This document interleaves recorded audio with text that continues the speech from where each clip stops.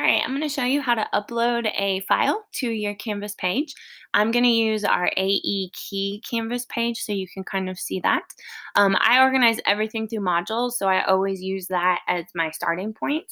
So if you can see here we have different modules in our Key Canvas page. So I'm going to upload a file to our General Key Information module. So I'm going to go to the plus sign, and then I'm going to change what I want to add, and I want to add a file.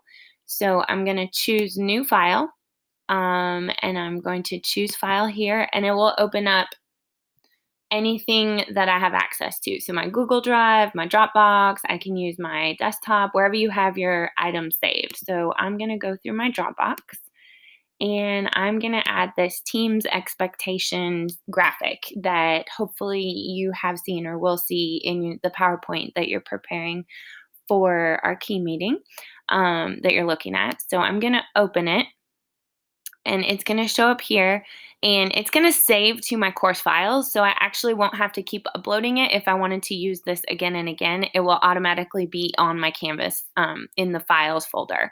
And then I can change the indentation if I wanted to. So I'm going to add the item. And I notice it's a little off center, so I'm actually going to come over here and increase the indent so it lines up with the other items.